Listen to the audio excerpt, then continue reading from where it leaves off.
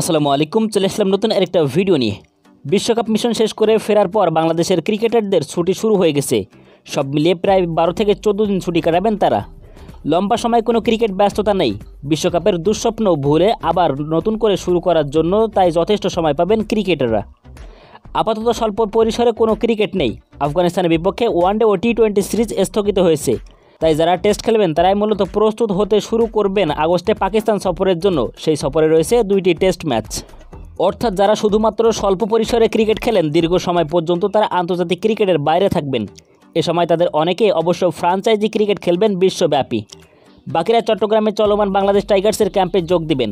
Coach Sohel ইসলামের অধীনে চলছে ক্যাম্পটি। অক্টোবরের আগে কোনো টি-20 নেই বাংলাদেশ দলের, আর নভেম্বরের আগে নেই কোনো ওয়ানডে ম্যাচ। ভবিষ্যৎ সূচি অনুসারে আগামী বছর ফেব্রুয়ারিতে পাকিস্তানে অনুষ্ঠিতব্য চ্যাম্পিয়ন্স ট্রফির আগে মাত্র 3টে ওয়ানডে ম্যাচ খেলতে পারবে বাংলাদেশ দল। বিশ্বকাপের পরই বাংলাদেশ দলের আফগানিস্তানের বিপক্ষে 3টি করে ওয়ানডে ও টি-20 খেলার কথা ছিল ভারতের গ্রেটার নয়দাতে।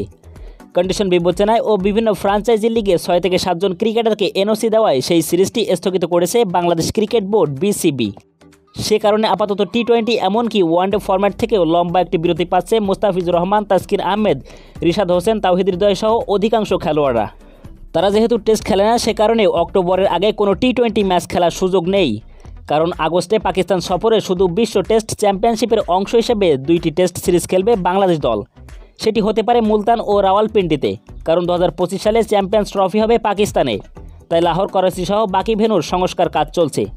সিরিজটি শেষ করে সেপ্টেম্বরের দ্বিতীয় সপ্তাহে ভারতে গিয়ে শুরুতেই 2টি টেস্ট সিরিজ খেলবে বাংলাদেশ দল। 3 ম্যাচের টি-20 সিরিজ শুরু হবে 6 অক্টোবর থেকে। অর্থাৎ টানা 3 মাস টি-20 এবং 4.5 মাসের মতো ওয়ানডে খেলার সুযোগ নেই বাংলাদেশ দলের। কারণ অক্টোবরের শেষ দিকে ঘরের মাঠে দক্ষিণ আফ্রিকার বিপক্ষে মাত্র 2টি টেস্ট রয়েছে। আগামী বছর ফেব্রুয়ারিতে চ্যাম্পিয়ন্স ট্রফি হবে পাকিস্তানে। চ্যাম্পিয়ন্স ট্রফিতে খেলার আগে বড় কোনো প্রস্তুতি নিতে পারছে না টিম টাইগার্স। তো বন্ধুরা, এই ছিল আজকের ভিডিওটি ভালো লাগলে অবশ্যই একটি লাইক করে দিবেন। আর আপনি যদি আমাদের চ্যানেলে নতুন দর্শক হয়ে থাকেন তাহলে চ্যানেলটিকে অবশ্যই সাবস্ক্রাইব করে রাখুন। তো দেখা হবে পরবর্তীতে নতুন কোনো ভিডিওতে। ততক্ষণ পর্যন্ত ভালো থাকুন, সুস্থ থাকুন। আল্লাহ হাফেজ।